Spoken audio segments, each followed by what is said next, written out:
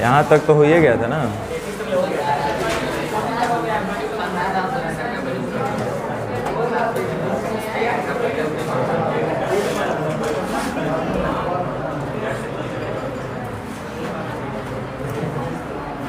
इसका दूसरा भी तरीका बता दे क्या?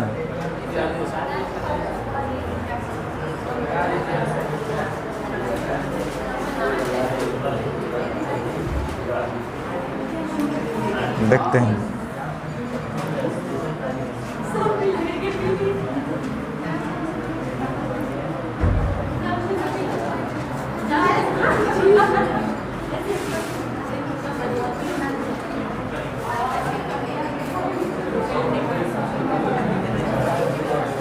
देखिए बोला है कि संपूर्ण पृथ्वी पर थल और जल का जो अनुपात है वो 1:2 है। उत्तरी अर्धगोलार्ध पर इतना है तो दक्षिणी अर्धगोलार्ध पर क्या होगा? बहुत बेसिक क्वेश्चन है। तो हमको पता है कि उत्तरी अर्धगोलार्ध और दक्षिणी अर्धगोलार्ध पर जो भी थल और जल मिला करके होंगे वो आपस में बराबर होंगे, यानी 1:1 में होंगे। ये बात सही बोल रहे कि नहीं बोल रहे? उत्तरी अर्धगोलार्ध पर थल और जल, दक्षिणी अर्धगोलार्ध पर थल और जल दोनों आपस में बराबर ना होंगे। बराबर होने का मतलब 1:1 होना चाहिए। शायद यही कल इसमें ट्राई कर रहे थे ना, फिर हम बोले चलिए छोड़ देते हैं। हाँ अच्छा एक बात बताओ, जब उत्तरी अर्धगोलार्ध 1 और दक्षिणी गोलार्ध 1, ये कैसे बोले? चूँकि दोनों आपस में बराबर होने चाहिए, यानी थल जल दोनों जगह मिला के बराबर होना चाहिए। देखो हमको अगर लगता तो दोनों को निश्चित कुछ हम पहले ही से बना देते कि चलो 2 और 1 से कटने वाला और 3 और 2 5 से कटने वाला लेके चलो तो और अच्छा होता मेरे लिए। लेकिन चलो कोई बात नहीं, 1-1 रख के ही चले तो भी कोई दिक्कत नहीं है। या चेंज कर लें, छोड़ो चेंज काहे ला करना, इसे रहने दो। तो एक बात बताओ, टोटल पृथ्वी तब कितने का हो जाएगा?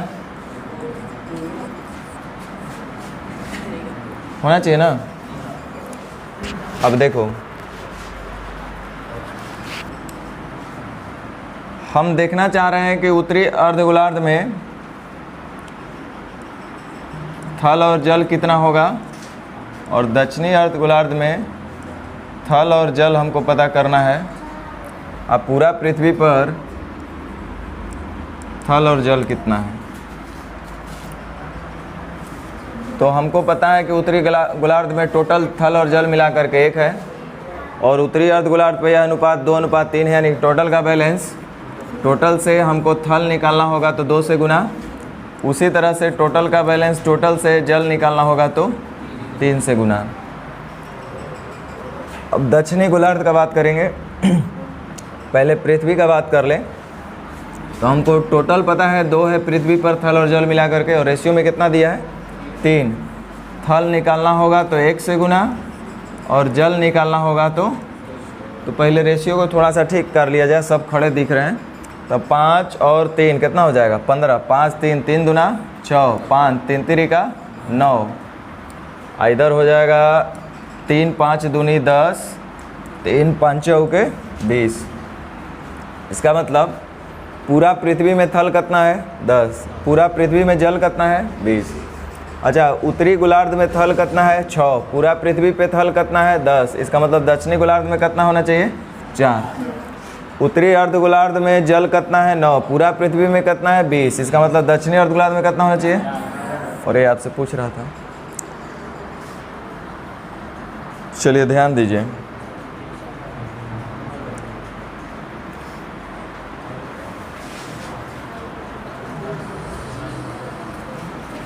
कह रहा है संपूर्ण पृथ्वी पर थल और जल का जो अनुपात है वो 1:2 है। उत्तरी अर्धगोलार्ध पर यह 7:8 है। दक्षिणी अर्धगोलार्ध में 1/3 हिस्से में थल और जल का अनुपात 4:5 है। तो दक्षिणी अर्धगोलार्ध के बचे हुए भाग में थल और जल का अनुपात क्या होगा?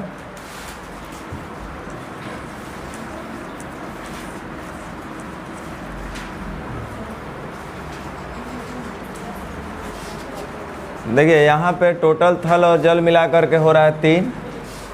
उत्तरी गोलार्ध में हो रहा है 8 7 15,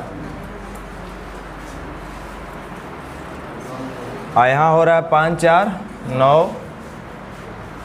एगो देख लो यहाँ पे जो बात बोल रहा है कि दक्षिणी अर्धगोलार्ध में जो हमको निकालना है उसका 1/3 का अनुपात दिया हुआ है थल जल का इतना, तो बचा होगा 2/3, है कि नहीं। तो उसका हमको जो बचा हुआ भाग है दक्षिणी अर्धगोलार्ध में, वहाँ पे थल और जल कितना है ये हमको बताना है।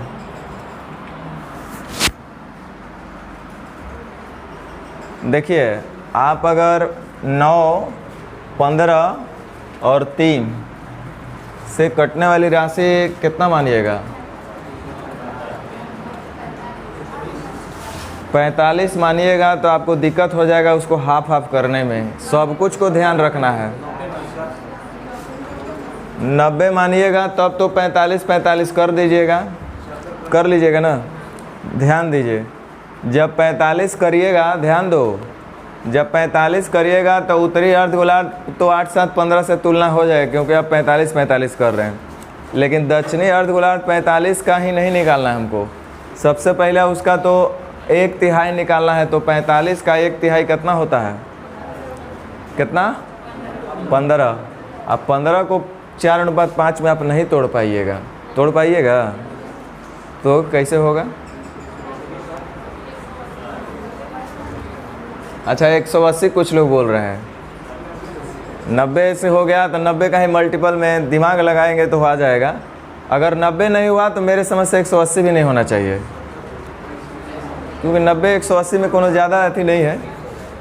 90 अगर लेते हैं तो 45 180 लेते हैं तो 90 होगा, और 90 का 1/3 निकाल दीजिएगा तो 30, तो बचेगा 60, 9 से जाएगा। और नहीं भी जाएगा तो कोई थोड़े टेंशन हम लोग को लेना है भाई, अरे नहीं कटेगा तो हल कर लेंगे, लेकिन सोच लेंगे तो ज़्यादा आसान रहेगा। 120 तो 120 लीजिएगा तो 60 और 60 हो जाएगा, 60 का 1/3 लीजिएगा तो कितना होगा, तो बच जाए कितना, 90 का ऑड और इवन मल्टीपल में चेक कर लो। 90 ले लिए, 90 दुनिया 18, 180 ले लिए, 270 लेके देख लो एक बार। 360 में भी हमको डाउट लग रहा होगा।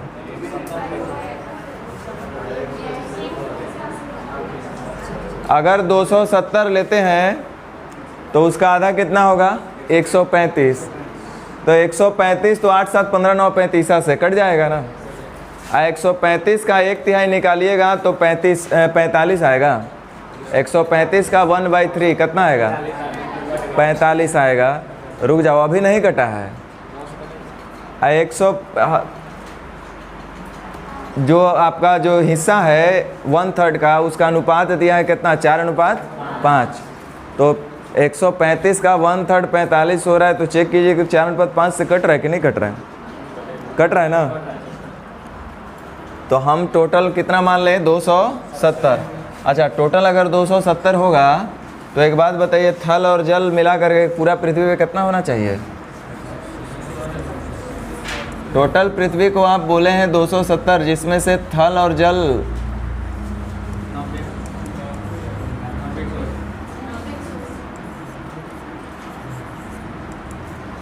ठीक है। यहाँ तक कह रहा है उत्तरी अर्धगोलार्ध पर यह 7:8 है। देखिए ध्यान दीजिए, उत्तरी अर्धगोलार्ध और दक्षिणी अर्धगोलार्ध ये दोनों हो जाएंगे आपस में बराबर। टोटल है 270, तो इसका मतलब उत्तरी गोलार्ध भी हो जाएगा 135 का और दक्षिणी अर्धगोलार्ध भी होगा 135 का। अब रुक जाइए, कह रहा है दक्षिणी अर्धगोलार्ध का 1/3 हिस्सा, तो टोटल तो हिस्सा है 135, लेकिन उसका सिर्फ 1/3, तो 135 का 1/3 निकालेंगे तो कितना, तो 45 वाला जो है उसमें थल और जल का जो अनुपात है वो 4:5 है।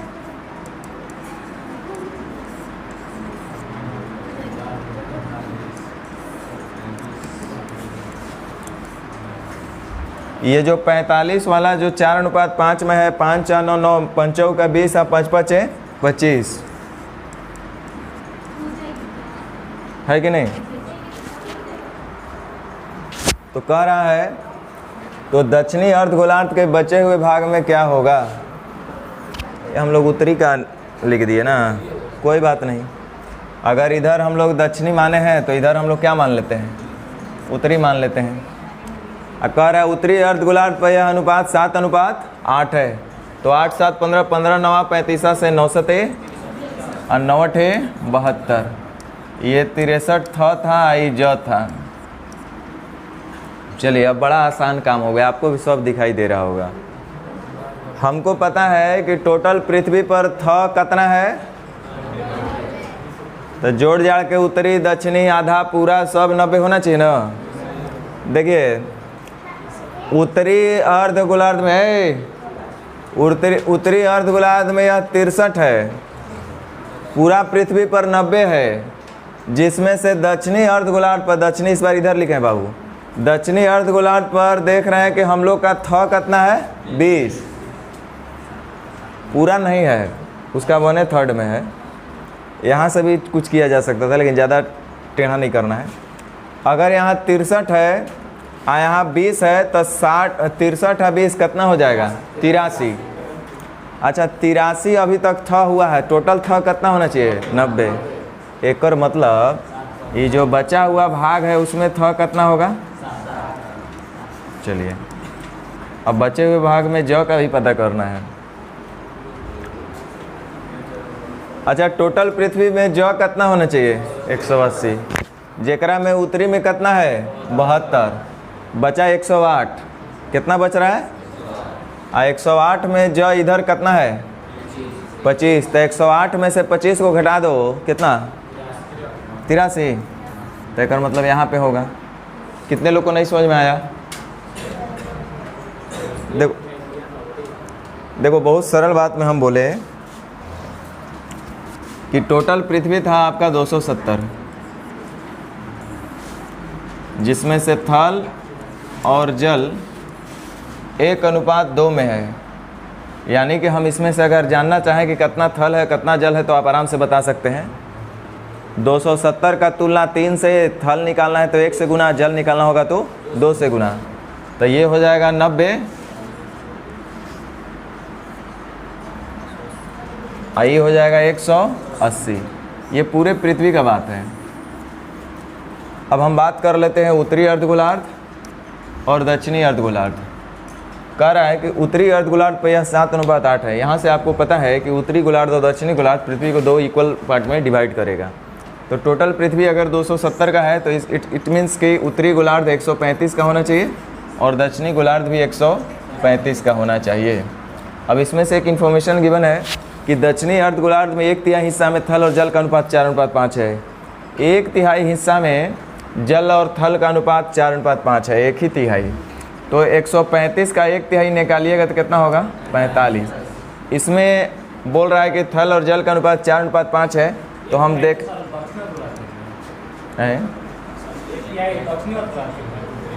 अच्छा दक्षिणी अर्धगोलार्ध में, दक्षिणी अर्धगोलार्ध में 1/3 हिस्से में थल और जल का अनुपात 4:5 है, तो इसका 1/3 निकालें तो कितना निकलेगा 45। और उसमें बोल रहा है कि थल और जल का अनुपात 4:5 है, तो यहाँ से आराम से हम बोल सकते हैं थल कितना होगा और जल कितना होगा। 45 का तुलना 9 से थल निकालना होगा तो 4 से गुना, जल निकालना होगा तो 5 से गुना, यानी कि 20 और 25। ध्यान दो ये 45 हिस्सा में ही इतना है, टोटल हिस्सा तो था 135। ध्यान दीजिए उत्तरी अर्धगोलार्ध के बारे में लिखा हुआ है कि यह 7:8 के अनुपात में है। तो उत्तरी अर्धगोलार्ध में थल और जल का जो अनुपात है 7:8 है। तो टोटल हमको पता है कि 135 है थल और जल मिला करके, तो टोटल का बैलेंस 8 7 15 से, तो 15 9 35 से 9 7 63 और 9 8 72। इसका मतलब हमको समझ में आया कि उत्तरी गोलार्ध का जितना भी एरिया था उसमें थल होगा 63 यूनिट, जल होगा 72 यूनिट। ये उत्तरी गोलार्ध में तो कोई लफड़ा नहीं है। दक्षिणी गोलार्ध में बोला है कि सिर्फ 1/3 हिस्सा जो बचा है उसमें थल और जल जो है वो 20:25 है। तो जो बचा हुआ हिस्सा यानी 2/3 यानी कि 90, ये जो 90 हिस्सा होगा इसमें आपसे थल और जल का अनुपात आपसे पूछा गया है। तो बहुत सरल बात है। हम देख रहे हैं कि टोटल पृथ्वी में जो थल है वो 90 हिस्सा है, जिसमें से उत्तरी गोलार्ध में चला गया है 63 और दक्षिणी गोलार्ध में जो 1/3 हिस्सा है उसमें भी थल चला गया है 20, यानी कि 83 तो चला गया। तो जो अब बचा खुचा रह गया वो कहाँ गया होगा, इसमें आया होगा। यानी कितना 7। उसी तरह से जल हम देख रहे हैं कि पूरा पृथ्वी में 180 होना चाहिए, जिसमें से उत्तरी अर्धगोलार्ध में जल 72 है, तो बचा कितना 108। और दक्षिणी अर्धगोलार्ध में जल कितना है 25। यानी दूसरे शब्दों में ऐसा हम बोलते हैं कि उत्तरी अर्धगोलार्ध में 72 है और दक्षिणी अर्धगोलार्ध के 1/3 हिस्सा में जल 25 है। तो हम अभी देख रहे हैं तो टोटल कितना हो रहा है 97 ना। टोटल कितना हो रहा है 97। होना चाहिए था टोटल जल पृथ्वी पर 180। तो अब कहाँ जगह बच गया जल के लिए? दक्षिणी अर्धगोलार्ध के 2/3 हिस्सा में रहा होगा। कितना?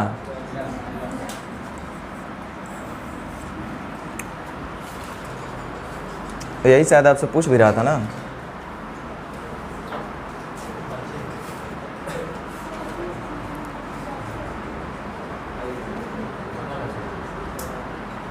देखिए इस तरह का क्वेश्चन आपको कई वो कराया गया होगा।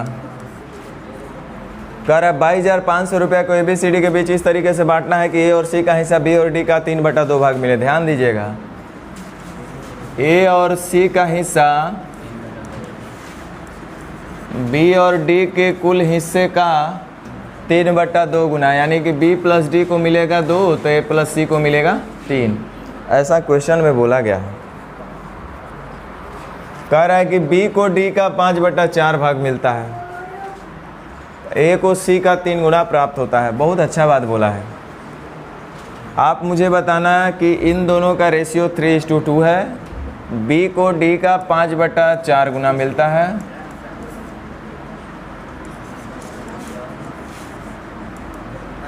A को C का 3 गुना मिलता है, A को C का 3 गुना मिलता है। तो ये सब रेशियो आपस में ऐसा कुछ है। देखिए तो यहाँ तक हम लोग सही हैं? नहीं सही हम लोग। अगर सही है तो बताओ ये सही हम लोग? काहे सही नहीं है? देखो इसमें 3 अलग अलग घर का रेशियो दिया हुआ है। ये घर अलग है, ये घर अलग है, ये तीनों अलग अलग घर के हैं। आपको अगर डाउट नहीं है तो आप देख सकते हो। B प्लस D हमको जब A प्लस C के साथ दिख रहा था तो टोटल कितना है 2। यहाँ पर B और D जब अकेले हुआ तो 5:4 यानी कितना दिख रहा है 9। तो ऐसा नहीं ना होना चाहिए, या तो 2 होना चाहिए या तो 9 होना चाहिए। दोनों जगह बराबर ना होना चाहिए था B प्लस D। दूसरा चीज़ यहाँ पे हम लोग देख रहे हैं A प्लस C यहाँ पे 4 हो रहा है और यहाँ पर A प्लस C 3 हो रहा है, तो यहाँ भी बराबर नहीं हो रहा है। इसका मतलब ये एक रेशियो है ही नहीं एक घर का। इसलिए सबसे पहले हमको इसका कंबाइंड रेशियो निकालना होगा। तो हम लोग सबसे पहले इनका कंबाइंड रेशियो निकालेंगे। देखो कैसे निकालेंगे।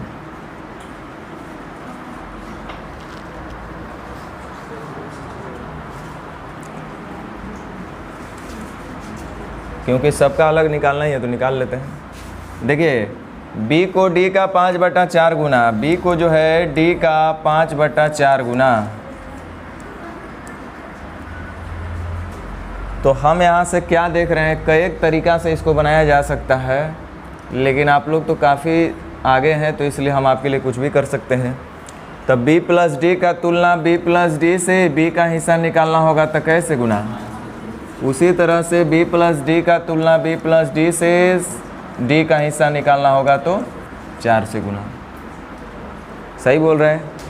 वैसे ही अगर हमको A और C के बारे में बताना है तो भी बता सकते हैं, क्योंकि आपको लिखा गया है कि A जो है C का 3 गुना है, A को C का 3 गुना। तो A प्लस C का तुलना 4 से A का हिस्सा निकालना होगा तो 3 से गुना, और C का हिस्सा निकालना होगा तो अब आराम से हम लोग लिख सकते हैं सब रेशियो। कंबाइन करने समझ में आया कैसे किए? अब चलो एलसीएम देखो तो 9 और 4 कितना हो जाएगा 36। 36 3 78 से 36 दूनी 72, 4 5 20 दूनी 40, 4 चौके 16 दूनी 32, 3 त्रिका 9, 9 नवा 81, 9 तिया 27। यही होगा ना। अब चलिए टोटल जो आपका लिखा हुआ है 22,500 रुपया, वो क्या दिया हुआ है? ABCD का टोटल हिस्सा। तो रेशियो में भी हमको ABCD का हिस्सा पता होना चाहिए। तो देखिए इधर आप जोड़ लीजिए ABCD अलग अलग है, चाहे यहाँ पे साथ में दिखे रहे, बतवा तो समय ना पड़ेगा। यहाँ पे जोड़िए total a plus B plus C plus D कितना हो रहा है 180। कह रहा है कि प्रत्येक को मिलने वाली राशि बताइए, तो a का निकालना होगा तो 81 से गुना, b का निकालना होगा तो 40 से, c का निकालना होगा तो 27 से और d का निकालना होगा तो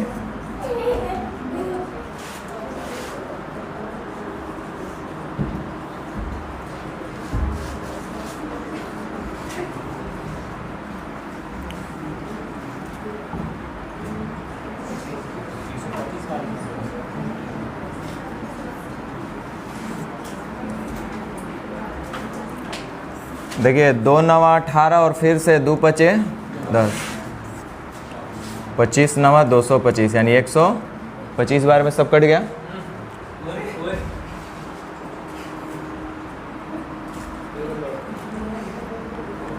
यानी एगो हो गया 125 गुना 81, दूसरा हो जाएगा 125 गुना 40, तीसरा हो जाएगा 125 गुना 27 और अगला हो जाएगा 125 गुना 32। यही सबका अलग अलग हिस्सा हमको बताना था ना, देख लेंगे चेक करके। ऑप्शन मिले चाहे नहीं मिले, आपका दिमाग दिल काम करना चाहिए, मिलना चाहिए।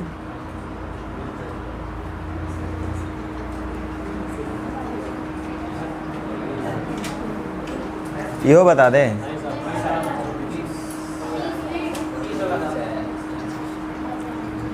एक पर्स में 6:9:10 के अनुपात में 1 रुपया 50 पैसा और 10 पैसे के सिक्के के रूप में 34 रुपया 50 पैसा रखा गया है, तो 10 पैसे के सिक्के की संख्या क्या होगा।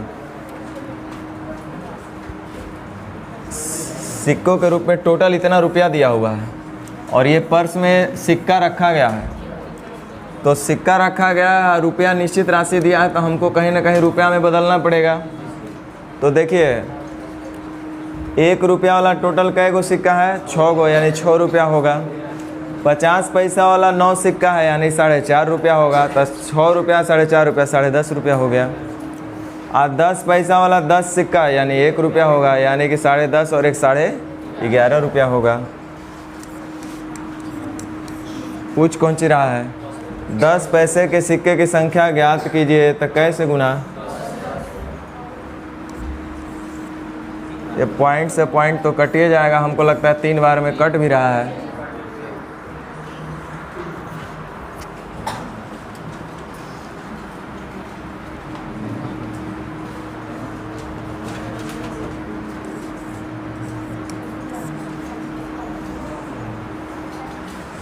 देखिए एक दिन होमवर्क दिए तो सब विश्राम मोड में चला गया। दी गई 2 असमान संख्याओं में से प्रत्येक छोटी संख्या का आधा घटाया गया, तो फिर परिणामी संख्या में बड़ी वाली छोटी संख्या से 5 गुना है। ध्यान दीजिए, 2 असमान संख्या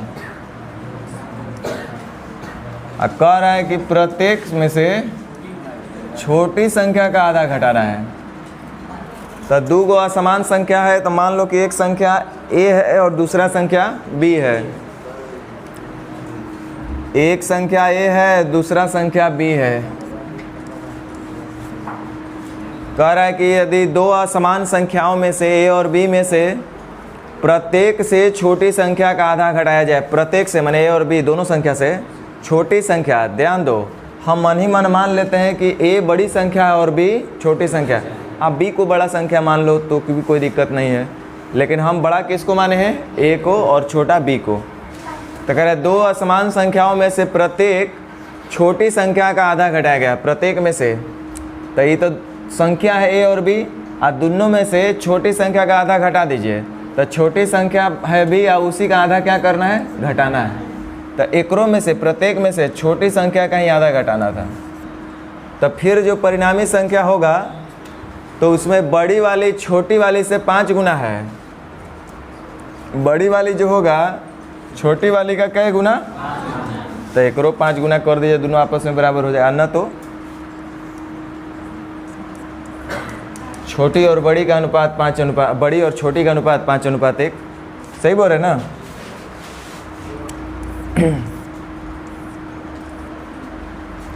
इसको हम लोग हल कर लेते हैं तो ये हमारे पास आ जाएगा 2a माइनस बी बटा 2 और ये हो जाएगा आपका 2b माइनस बी बटा 2। अच्छा 2b माइनस बी करेंगे बराबर है 5:1।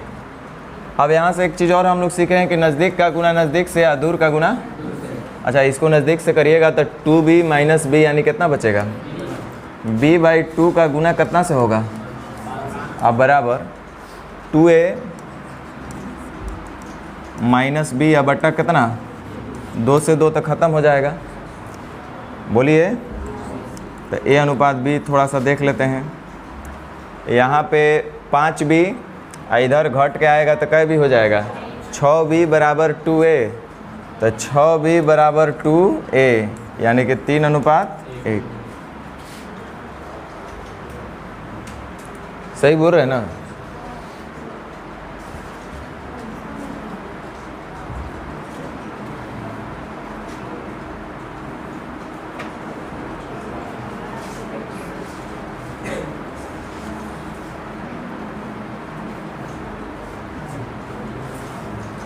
चले आगे बढ़ें, चलिए ध्यान दीजिए।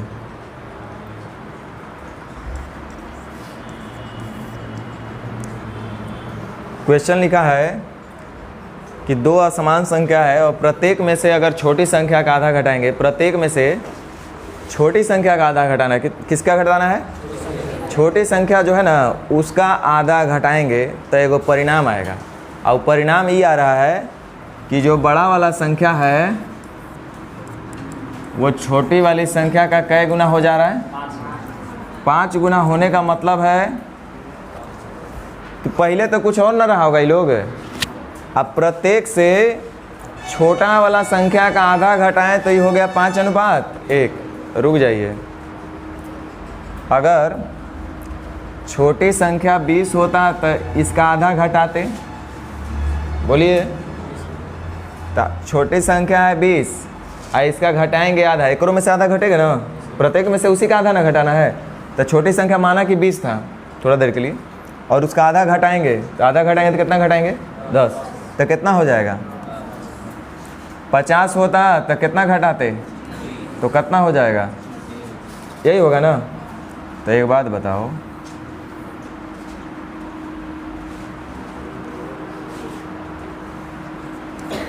हम प्रत्येक से छोटी संख्या का आधा घटाएं, आधा घटाने के बाद ये कितना हो गया, तो पहले ही कितना रहा होगा। मैथ्स की बात नहीं, कॉमन सेंस दिमाग लगाओ। इसका आधा घटा दिए तो ये हो गया, तो ये रहा कितना होगा, अच्छा ये 2 रहा होगा। इसका मतलब कितना घटाए होंगे, तो एकरा में प्रत्येक से उतना ही ना घटाए होंगे, तो इसमें भी तो एक घटाए होंगे कि नहीं घटाए होंगे, तो एकरा में भी 1 घटाए होंगे, मतलब पहले ही कितना रहा होगा। तो पूछ रहा है कि बड़ी संख्या छोटी संख्या का अनुपात कितना है, कितना है। कुछ बात समझ में आया कि नहीं आया।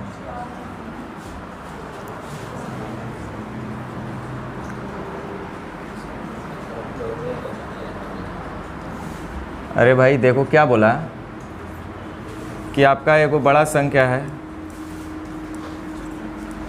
एगो छोटी संख्या है, क्या है जो हमको नहीं पता है। माना कि x है और ये y है, लेकिन इतना हमको पता है कि प्रत्येक में से कुछ घटा रहे हैं, तो ये हो गया 5 और ये हो गया 1। लेकिन क्या घटा रहे जो बोला है कि प्रत्येक में से छोटी संख्या का आधा ही घटाना है। तो आधा घटाएं तो 1 हुआ, तो पूरा कितना रहा होगा वो, नहीं, इसका मतलब कितना रहा होगा, 2 रहा होगा। तो नहीं कर आधा घटाएंगे तो 1 होगा, तो इसका मतलब आपने 1 घटाया है। और जब आपने दूसरी यानी कि छोटी संख्या से 1 कम किए होंगे तो बड़ी संख्या से भी 1 ही कम किए होंगे, क्योंकि सब में तो उतना ही कमी करना है, प्रत्येक से उतना ही कमी करना है। छोटी संख्या का आधा ही घटाना था, तो छोटी संख्या का आधा कितना हो रहा है, 1, वो आप घटाए हैं। तो इसका मतलब बड़ी संख्या से भी उतना ही आप घटाए होंगे, 1 ही घटाए होंगे। और घटाने के बाद बड़ी संख्या कितना हो गई, 5। एक मतलब बड़ी संख्या रही कितनी होगी, 6। तो यही पूछ रहा था कि बड़ी संख्या और छोटी संख्या का अनुपात बताइए। तो 6:2 का मतलब 3:1।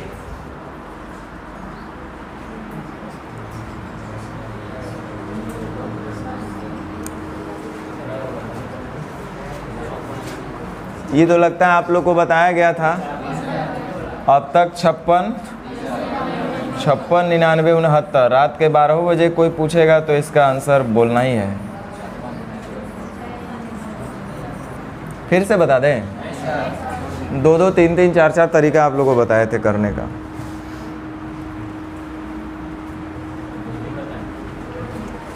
और हमको लगता है यो आपको बताया गया है।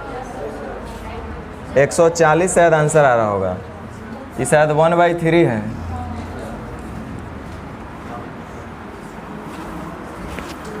ये क्वेश्चन एक ही सेम टाइप में दोनों क्वेश्चन था। यहाँ पे जानबूझ करके डाले हैं, इसलिए डाले हैं लगातार दोनों क्वेश्चन कि ताकि दिमाग में एक बार आ जाए कि अच्छा ऐसा चीज़ पढ़े थे एक बार हम लोग।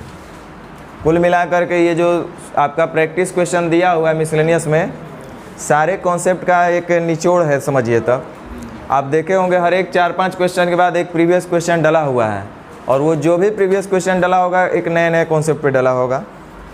तो कुल मिलाकर के ये क्वेश्चन आप बना लेते तो सारा कॉन्सेप्ट आपका रिवाइज हो जाएगा।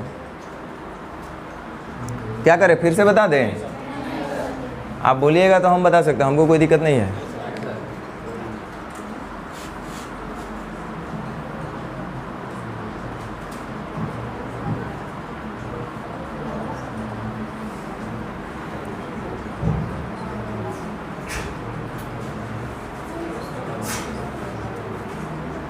चलिए ये तो बता देते हैं।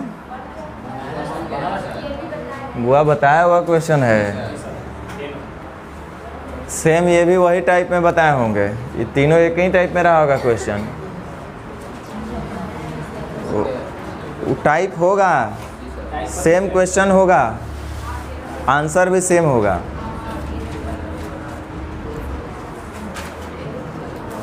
जो भी टाइप रहा होगा उसमें होगा। 25-26 टाइप के आसपास है ना। हाँ तो वो है, ये सेम क्वेश्चन मिलेगा, आप देख लेना।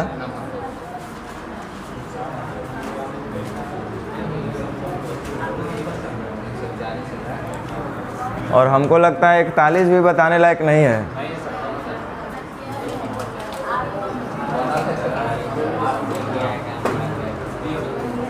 चलो बता दें। लिखा है ए और बी की मासिक आय का अनुपात 3:5 है। ए और बी का मासिक आय का जो अनुपात है वो 3:5 है। कह रहे बचत का अनुपात 2:3 है। कह रहे यदि बी का आय ए की बचत का 3 गुना है। लिख रहा है बी का जो इनकम है वो ए के बचत का, लगता है सेमी क्वेश्चन बताए, ए के बचत का 3 गुना है। ए का बचत अगर 1 होगा तब बी का इनकम 3 होगा, ऐसा क्वेश्चन बोला है। इसका मतलब हमको समझ में आया कि ए का बचत और बी का इनकम का जो अनुपात होना चाहिए वो 1:3 होना चाहिए। तो हम ए का बचत और बी का इनकम पे फोकस करेंगे। तो ए का बचत हमको 2 दिख रहा है और बी का इनकम 5 दिख रहा है।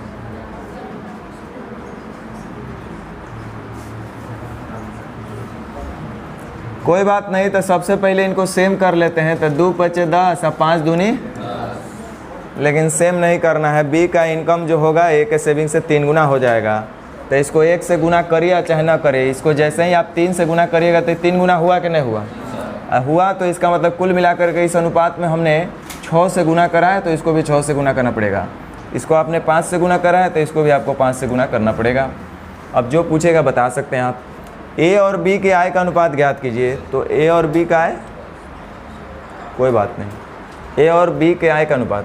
तो ए का इनकम कितना है 18, अब बी का इनकम कितना हो जाएगा 5 में 10 तिहाई 30। ये क्या पूछा हमको नहीं समझ में आ रही, गड़बड़ पूछा है। ये कुछ दूसरा पूछा होगा।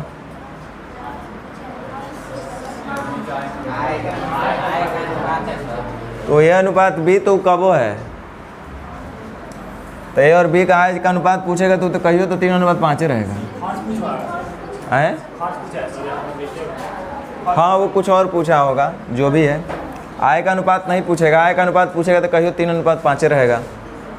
समझ रहे हैं? ये क्वेश्चन होगा, देखिएगा ना, मिल जाएगा।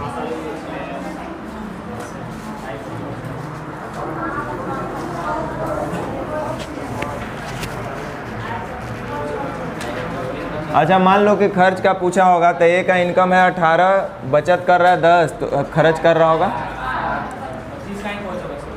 हाँ, बी का इनकम है 30, सेविंग कर रहा है 15, एकर मतलब खर्च कर रहा होगा 15। तो खर्च का अनुपात तो 8:15। देखो खर्च ही पूछ रहा है, ए और बी के व्यय का अनुपात।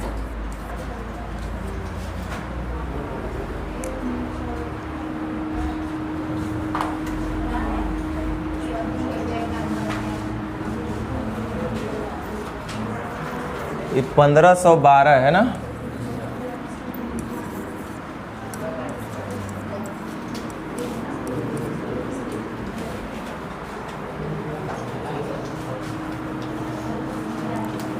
कह रहा है एक पुस्तकालय में कहानियों की पुस्तक, ये सब नहीं, कहानियों की पुस्तक और अन्य पुस्तक का अनुपात 7:2 है। देखिए क्वेश्चन क्या बोल रहा है, कहानी और अन्य प्रकार के जो पुस्तक हैं उसका अनुपात लिखा हुआ है 7:2, और उनमें 1512 कहानी की पुस्तक है।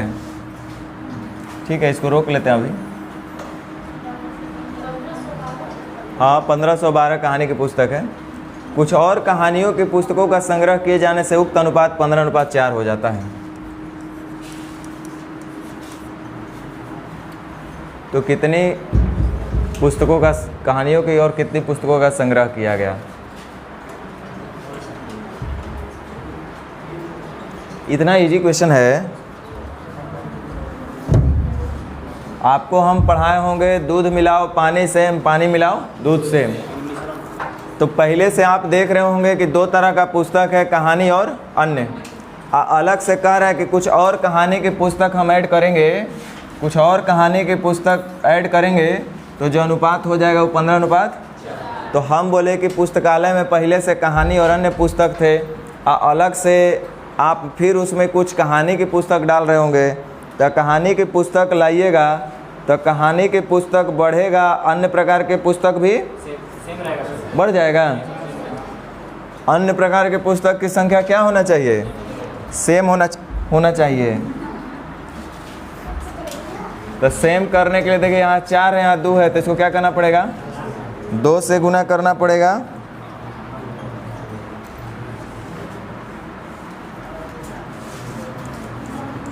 और जब इसको 2 से तो इसको भी 2 से। क्या यहाँ तक ठीक है आप लोग। अब चलिए, प्रश्न में एगो निश्चित राशि दिया हुआ है 1512। ये 1512 पता है आपका कौन सी दिया है, उनमें 1512 कहानियों की पुस्तक है। मतलब अगर यही बात लिखा हुआ है तो इसका मतलब शुरू में पुस्तकालय में कहानियों की कुल संख्या कितना है, 1500। और हमारे हिसाब से दिख रहा है पुस्तकालय में प्रारंभ में कहानी की संख्या है 7 दूनी। तो टोटल का बैलेंस, टोटल से जो पूछेगा उसका गुना। पूछ रहा था कि बताइए कहानियों की और कितनी पुस्तक को आपने संग्रह किया। हम बोले जितना हमने बढ़ाए होंगे, जितना हमने ऐड किया होगा, जितना हमने संग्रह किया होगा, इकट्ठा किया होगा, उतना और बढ़ गया होगा। तो कहानी था 14, हो गया 15, तो बढ़ा कितना।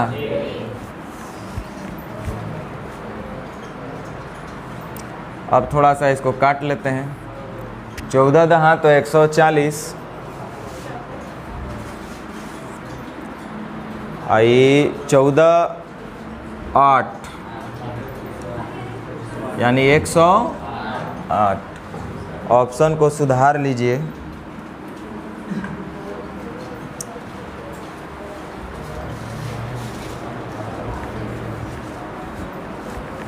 क्वेश्चन समझ में आया कि नहीं आया।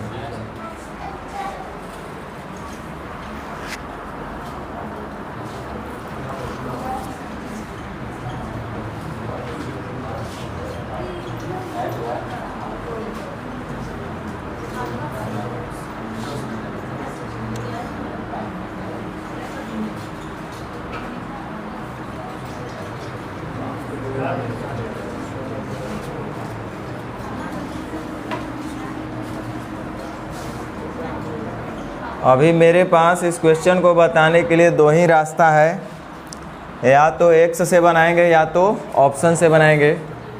लेकिन एक और अच्छा तरीका इसमें अप्लाइड होगा जिसको हम लोग सीखेंगे टाइम एंड डिस्टेंस में। आप लोग एक क्वेश्चन ये भी बता रहे हैं कि कहाँ पे ये अप्लाई होगा। आप लोग एक क्वेश्चन पढ़े होंगे टाइम एंड डिस्टेंस का, जो लोग पहले से प्रैक्टिस किए होंगे वो लोग, कि यदि कोई व्यक्ति अपनी चाल को 10 किलोमीटर प्रति घंटा बढ़ा दे तो उसको 2 घंटा कम समय लगता है। यदि अपनी चाल को 8 किलोमीटर प्रति घंटा घटा दे तो उसको 5 घंटा या 5.5 घंटा ज़्यादा समय लगता है। तो वह दूरी क्या था, उसका निश्चित चाल क्या था, ये क्वेश्चन आपसे पूछा जाता है। बहुत अच्छा क्वेश्चन है। तो वहाँ पे ये सेम वही कॉन्सेप्ट यहाँ भी है, सेम वही चीज़ ये भी है, वहाँ भी इसको हम बना सकते हैं। फ़िलहाल हम लोग ऑप्शन से इसको करेंगे। क्लास 10th में भी आपका ये क्वेश्चन है। कह रहा है एक धनराशि कुछ आदमियों में बराबर बराबर बांटी गई है। कोई धन है, कुछ आदमी के बीच बराबर बराबर बांट दिया गया है। कह रहा है यदि 8 आदमी और अधिक होते ना, 8 आदमी ज़्यादा होते तब प्रत्येक को 1 रुपया कम मिलता। और यदि 4 आदमी कम होते तो 1 रुपया सबको ज़्यादा मिलता। तो कह रहा है आदमी की संख्या और धनराशि क्रमशः क्या है। तो जो ऑप्शन में लिखा होगा वो सबसे पहले लिखा होगा आदमी की संख्या, जैसे 16 है, 12 है, 16 है, 16 है। तो ये हो गया आदमी की संख्या। और जो बाद में आ रहा होगा वो धनराशि होगा, क्रमशः है। तो ये 48 हुआ, ये 48 हुआ, 96 हुआ, 80 हुआ, ये आपका धनराशि हुआ। तो हम लोग ऑप्शन से चेक करते हैं, जो कि आपका पहला ऑप्शन है 16 और 48। तो ये हो गया आदमी की संख्या और ये हो गया टोटल धनराशि, वही ना होगा ऑप्शन में भी। तो कह रहा है कि यदि 8 आदमी अधिक होते, तो 8 आदमी अधिक का मतलब है कितना, 16 को। 8 आदमी अधिक हो जाएंगे तो कितना होंगे। अच्छा एक बात बताओ, मान लो कि 16 आदमी रहते और टोटल 48 रुपया है, तब प्रत्येक को कितना मिलता है, 3 रुपया मिलना चाहिए था ना। और कंडीशन दे रहा है कि यदि 8 आदमी अधिक होते तो 16 के बदले कितने हो जाते। तो अगर 24 आदमी होते और टोटल रुपया तो उतना ही है, तो प्रत्येक को कितना मिलता, 2 रुपया। तो ज़्यादा मिल रहा है कि कम, कितना। तो बोल रहा है कि प्रत्येक को 1 रुपया कम मिलता है। ये तो बात सही बोला, पहला स्टेटमेंट तो सेटिस्फाई कर रहा है कंडीशन को। अब दूसरा कह रहा है यदि 4 आदमी कम होते, तो 4 आदमी कम होते तो कै गो होते, तब 12 गो होते, तब मिलना कितना चाहिए था। तो यदि 4 आदमी कम होते तब प्रत्येक को 1 रुपया अधिक मिलता। एक्चुअल में मिल कितना रहा था, 3। तो देखिए तो 4 आदमी कम हुए तो 1 रुपया ज़्यादा हो रहा है। इसका मतलब कुल मिलाकर के जो हमारा ऑप्शन ए है वो सही है, सेटिस्फाई भी कर रहा है। आप अगर बी ऑप्शन चेक करना चाहें तो ऐसे ही आप चेक कीजिएगा।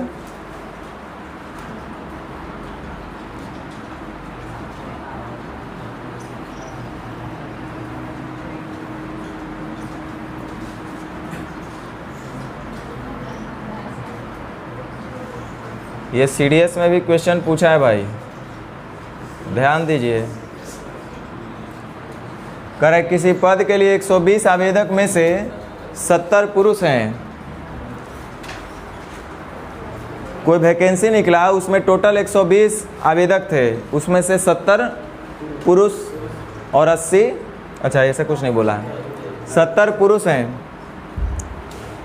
80 के पास ड्राइविंग लाइसेंस है और ड्राइविंग लाइसेंस धारी पुरुष की अधिकतम और न्यूनतम संख्या के बीच क्या अनुपात होगा। देखिए बहुत आराम से अच्छा से छोटा सा क्वेश्चन है। हमसे क्या पूछ रहा है, पुरुष जिनके पास ड्राइविंग लाइसेंस है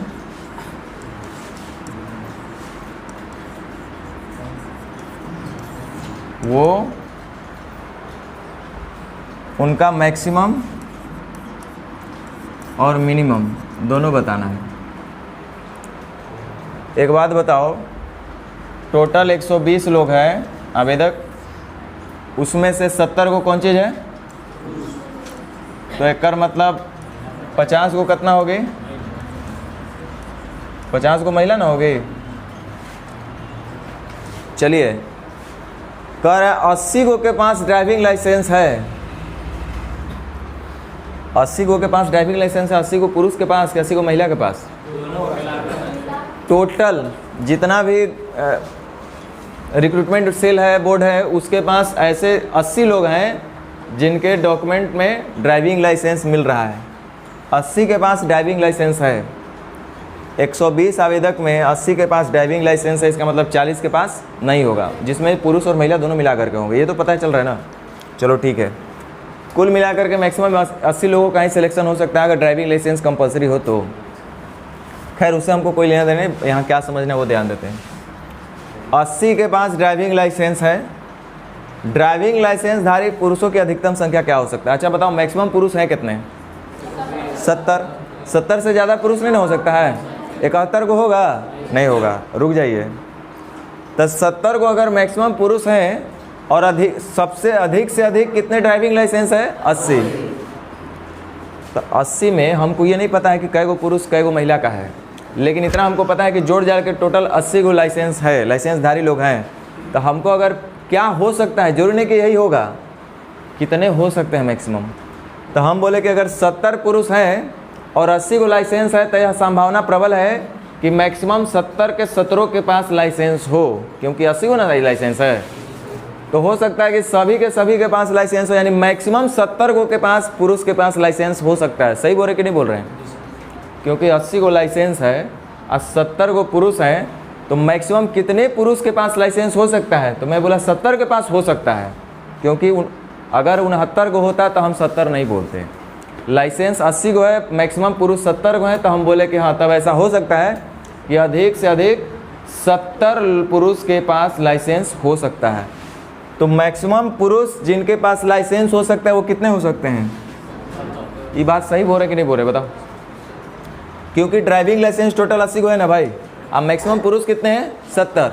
तो हम बोले कि अगर 80 को लाइसेंस है तो अधिक से अधिक कितने पुरुष के पास लाइसेंस हो सकता है? तो 70 को आप बोलबे करिए, इससे ज़्यादा पे नहीं हो सकता है ना, कम से कम तो बात की बात है। अब देखो कह रहा है कि न्यूनतम अधिकतम और न्यूनतम, ठीक है, न्यूनतम, चलिए मतलब मैक्सिमम कितने पुरुष के पास आपका लाइसेंस हो सकता है? तो 70। और न्यूनतम कितने के पास हो सकता है ये भी बताना है हमको। तो रुक जाओ, यहीं पे ध्यान देना है।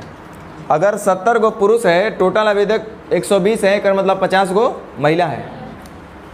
तो ध्यान दो, हमको कम से कम अगर लाइसेंस पुरुष को देना होगा तो हम कोशिश करेंगे कि ज़्यादा से ज़्यादा महिला को लाइसेंस दे दें। सही बोल रहे हैं ना? अगर पुरुष को हमको कम से कम देना है लाइसेंस तो हम चाहेंगे कि ज़्यादा से ज़्यादा महिला को दे दें। तो महिला टोटल कितने हैं? 50। तो 50 को महिला है तो 50 को से ज़्यादा आप उनको लाइसेंस नहीं दे सकते हैं, हाँ या ना? अगर 50 को महिला है तो हम अगर कोशिश करेंगे तो मैक्सिमम हम 50 महिला को लाइसेंस दे सकते हैं। तब वो लाइसेंस कै को बचेगा? तो 30 को से कम तो पुरुष नहीं हो सकते हैं जिनके पास लाइसेंस नहीं हो, क्योंकि सब महिला को भी दे दीजिएगा तब वो 30 को लाइसेंसधारी बच जा रहा है। सही बोल रहे हैं ना? तो मैक्सिमम अगर बोला जाए कि महिला को कितना आप लाइसेंस दे सकते हैं तो 50। तो जब 50 से ज़्यादा उसको आप दे ही ना पाएंगे तो जो 30 को बचेगा वो मिनिमम किसका हो सकता है? तो पुरुष को 30 से कम आप नहीं दे सकते हैं। तो 7 अनुपात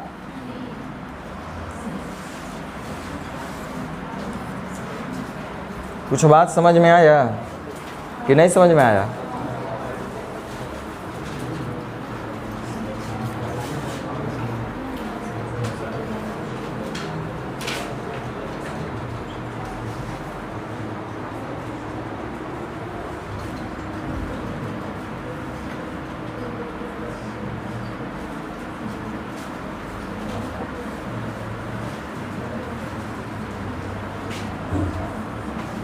ये स्वचालित सीढ़ी क्या होता है भाई?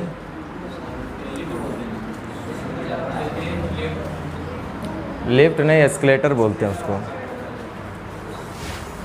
वो जो आप अभी आरा स्टेशन पे भी लग गया है, पटना में भी लगा हुआ है, अभी तो अधिकांश स्टेशनों पे लग गया है। अच्छा एक बात बताइए, कह रहा है कि 2 व्यक्ति स्वचालित सीढ़ी पर चढ़ते हैं, हम और आप चले, चढ़ना था, इस तरह से उस तरफ क्रॉस करना था, तो चढ़ना शुरू किया, लिफ्ट चल रहा था। कह रहा है टोटल 120 सीढ़ियाँ है, स्टेप्स, जो नंबर ऑफ स्टेप्स है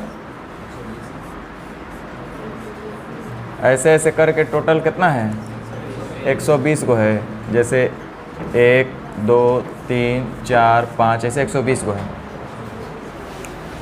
तो कह रहा है कि पहले व्यक्ति की गति का स्वचालित सीढ़ियों के साथ 2:3 है। ये 2:3 गति का बात क्या आ गया, इसका मीनिंग क्या हुआ?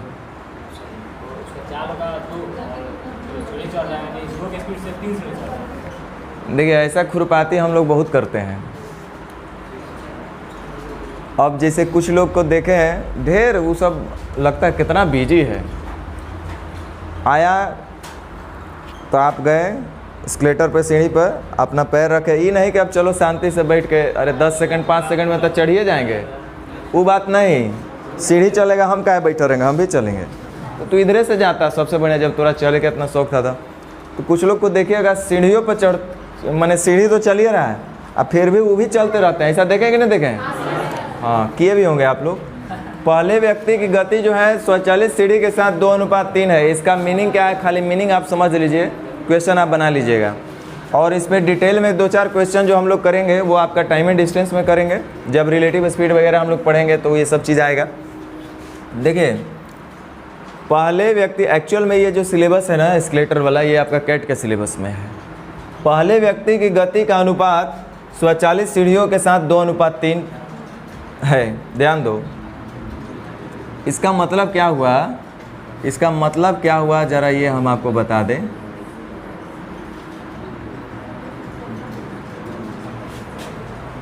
देखिए पहला व्यक्ति 2 सीढ़ी चलेगा तो स्केलेटर का जो मतलब सीढ़ी, अपना जो स्वचालित सीढ़ी है वो कितना चलेगा, इस लाइन से क्या समझे आप? ये तो हमको भी समझ में आ रहा है कि पहल का आदमी चलेगा 2 तो सीढ़ी चलेगा 3। इससे आप प्रैक्टिकल में क्या समझें?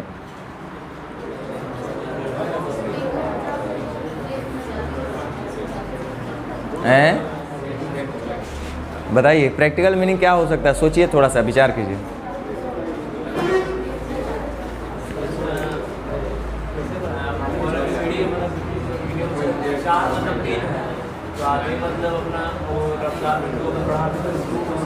अच्छा, हम अगर पूछेंगे,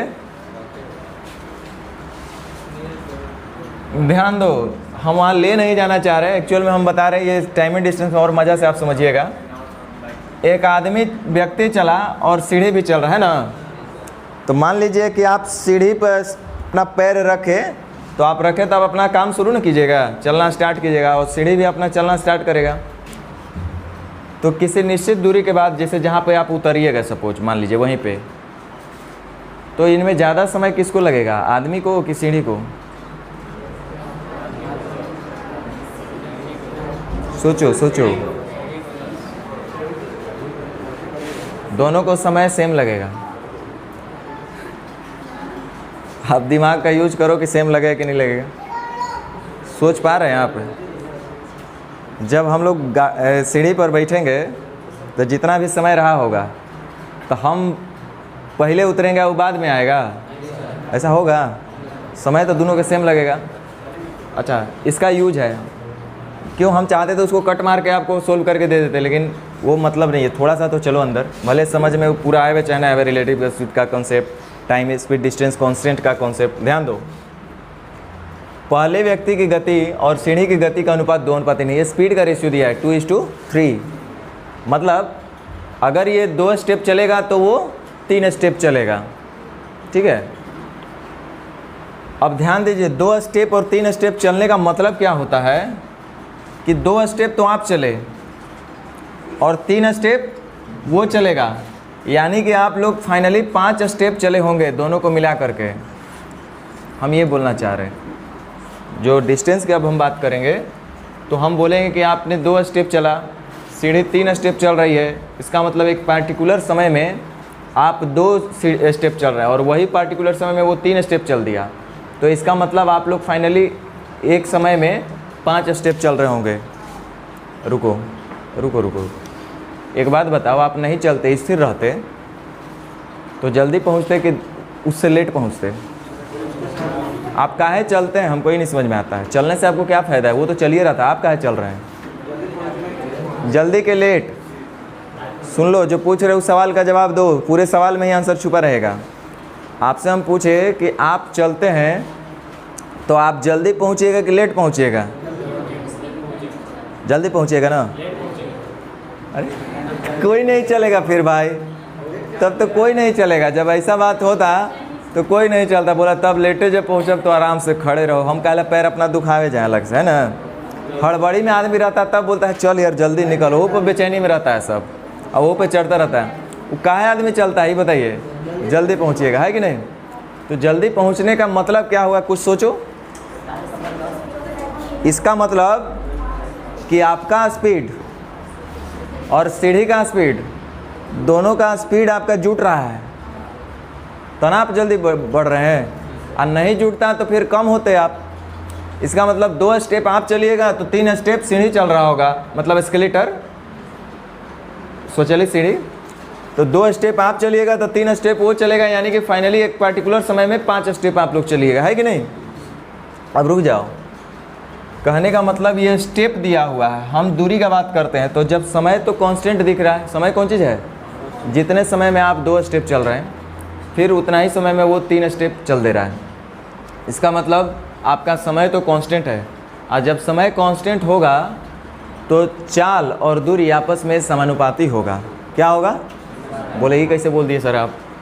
भाई समझो, ये तो आप लोग वेरिएशन पढ़ लिए, अभी हम समझा देते हैं 2 मिनट में। समय को हमने फिक्स कर दिया, मैंने 2 घंटा में जाना है, 2 घंटा चलना है, क्या करना है?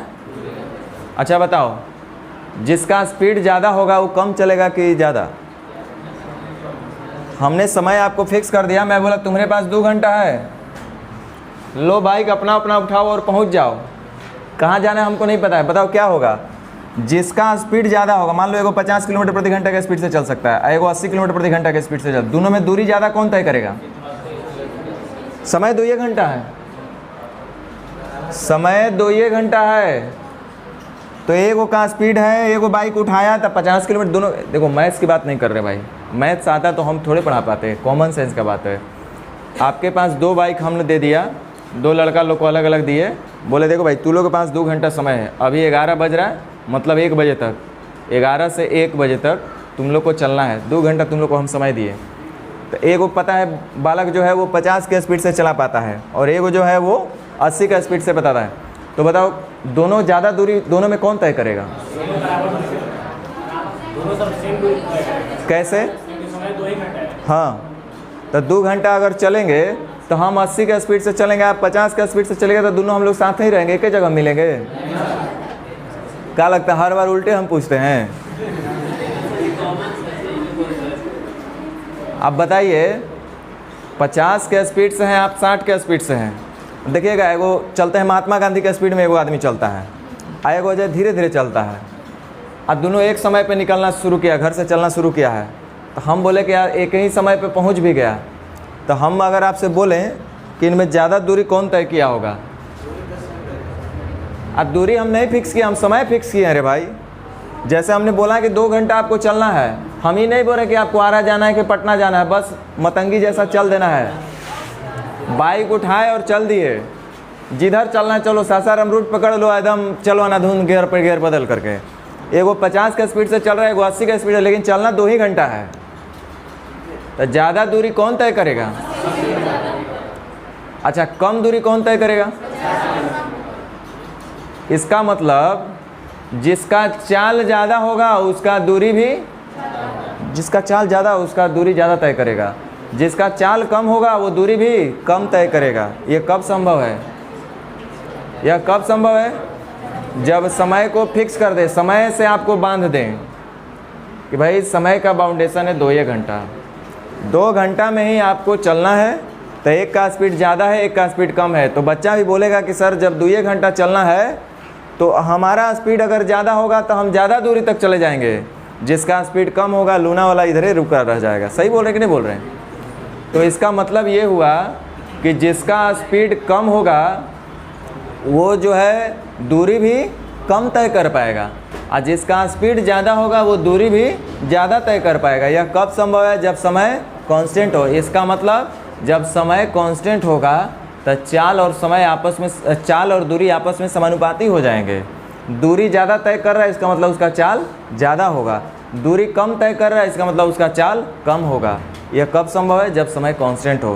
तो यहाँ पे समय जब कांस्टेंट है तो दोनों होगा, यानी कि चाल और दूरी आपस में कौन हो जाएगा? समानुपाती। यानी कि जो रेशियो इनके चाल का होगा वही रेशियो इनके दूरी का भी होगा। कुछ बात समझ में आया? हमको पता है आप लोग हैंग कर रहे होंगे, लेकिन उससे हमको टेंशन नहीं है ज़्यादा। इसका मेन जो आपका ये सामना होगा समय दूरी चाल में होगा। तो देखो ये 2:3 है। अब आपको कैसे समझाना है हम समझा दे रहे हैं, आप समझ जाइएगा बहुत जल्दी। अगर ये आदमी 2 स्टेप चलेगा तो सीढ़ी मतलब एस्केलेटर वो कितने स्टेप चलेगा? 3 स्टेप। तो एक ही समय में हम लोग देख रहे होंगे कि कितना स्टेप चल रहे हैं? 5 स्टेप। टोटल कितना स्टेप चलना है? रुक जाइए। तो 120 स्टेप चलने में आदमी कितना स्टेप चलेगा वो थोड़ा निकाल लेते हैं। 5 से 24 और 24 दूनी, क्या यहाँ तक सही है? उसी तरह से ये जो दूसरा का आपका मित्र है उसका भी तो सेम वही चीज़ है। ये जो यहाँ था वही बात यहाँ, एगो बस आदमी चेंज कर दिया गया, दूसरे व्यक्ति हो गए, कंडीशन तो नहीं ना चेंज होगा। तो टोटल कितना स्टेप है? 100। अच्छा, आदमी चलेगा 5 स्टेप तो सीढ़ी चल रहा होगा 7 स्टेप, यानी कि टोटल एक समय में कितना स्टेप? 12 स्टेप। तो 12 स्टेप टोटल का बैलेंस, टोटल से हमको आदमी का स्टेप निकालना है। तो कैसे गुना? 12 10 5, यानी ये चलेंगे 50 स्टेप। पहला व्यक्ति जो होगा वो 48 स्टेप चला होगा, दूसरा व्यक्ति चला होगा 50 स्टेप चला होगा। तो पूछ रहा है कि दोनों व्यक्ति कितने सीढ़ियाँ चढ़े होंगे? तो 50 ये चला है, 48 ये चढ़ा है, टोटल कितने चढ़े होंगे? थोड़ा बहुत हवा लगा?